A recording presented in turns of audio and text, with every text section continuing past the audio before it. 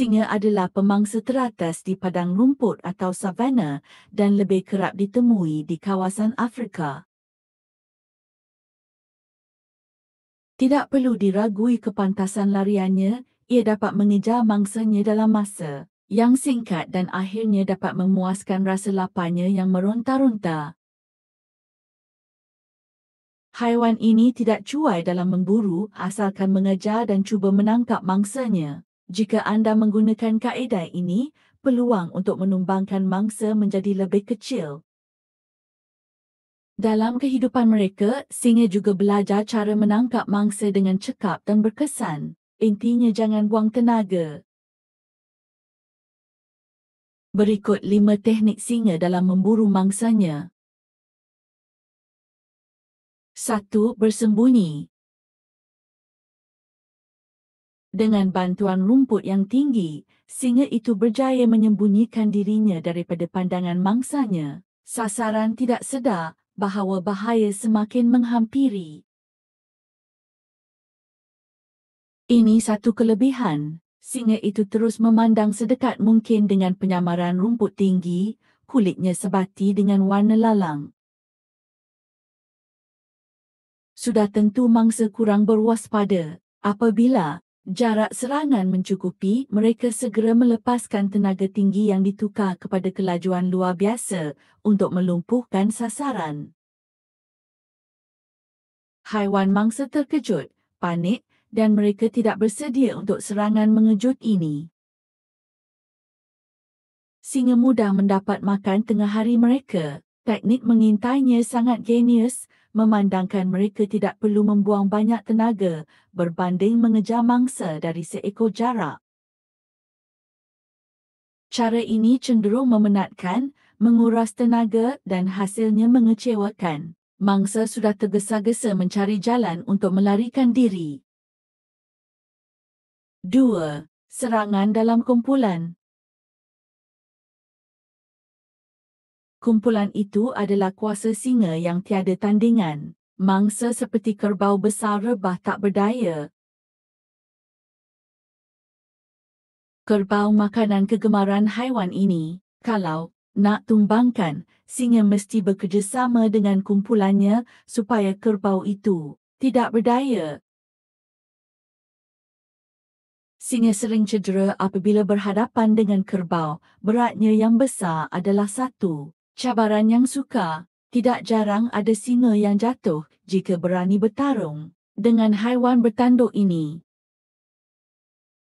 Mereka diketahui garang dan akan menyerang penceroboh. Pernah ada video seekor singa sedang menyerang seekor kerbau dan kawan kerbaunya datang membantu.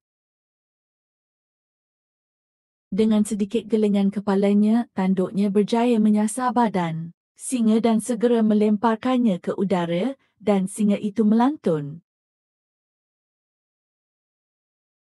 Memandangkan kerbau adalah haiwan yang sukar, singa perlu bergantung kepada bantuan kumpulan mereka. Mereka saling melempar gigitan ke arah badan kerbau yang terperangkap. Itu apabila beberapa mulut kejam dikunci, kerbau itu jatuh. 3. Bertindak pada waktu malam. Singa mempunyai penglihatan yang baik pada waktu malam dan ini adalah kebolehan yang tidak mereka sia-siakan. Peluang untuk melumpuhkan mangsa meningkat.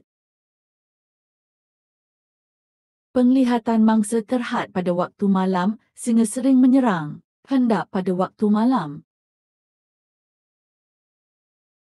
Apabila sasaran telah ditentukan, mereka bergerak lebih dekat dan bekerjasama untuk memintas mangsa. Malah mangsa tidak mempunyai kelebihan kerana jarak penglihatan yang terhad.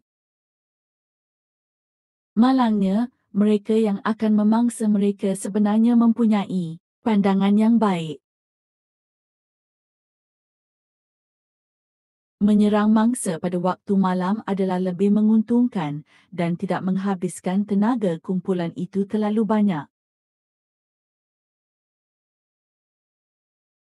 4. Sasarkan haiwan yang sakit. Makanan kegemaran singa termasuk kerbau, seladang dan kuda belang. Kesemua haiwan ini biasanya berkeliaran ke sana sini secara berkumpulan. Dalam kumpulan mereka berasa lebih selamat sehingga menyasarkan mangsa yang lemah dan sakit. Walaupun mereka boleh menakluk mangsa yang cergas dan sihat, singa tetap memilih peluang yang paling menguntungkan. Contohnya, haiwan yang lemah dan sakit. Haiwan yang lemah biasanya mereka yang sudah tua dan haiwan yang sakit biasanya haiwan yang berjalan dengan tempang kerana kakinya cedera. Inilah peluang yang mereka sasarkan. Sebaik mengetahui ada seekor haiwan yang tidak cukup kuat, mereka terus mengejar. Rakan-rakan mangsa sudah tentu berlari laju dan meninggalkan yang lemah di belakang. Tanpa banyak usaha, singa mendapat makan tengah harinya. Walaupun badannya tegap, berotot, lasak dan kelajuan lariannya luar biasa, ternyata singa bukan sekadar menumbangkan mangsanya. Mereka menyukat dan menimbang makanan bakal mereka. Bolehkah ia ditumbangkan atau tidak?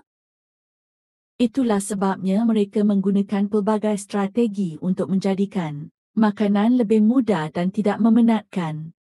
1. Bersembunyi. 2. Kerjasama dalam kumpulan. 3. Memburu pada waktu malam. 4. Bertujuan kepada yang lemah. Akibatnya, mereka mendapat makanan tanpa perlu menghabiskan tenaga. Mereka secara berlebihan mesti cekap. Inilah kepandaian singa menumbangkan mangsa. Itu saja tentang cara cerdik singa dalam memburu mangsanya. Terima kasih sudah menonton. Jumpa lagi di video akan datang. Dan jangan lupa subscribe channel ini. Terima kasih.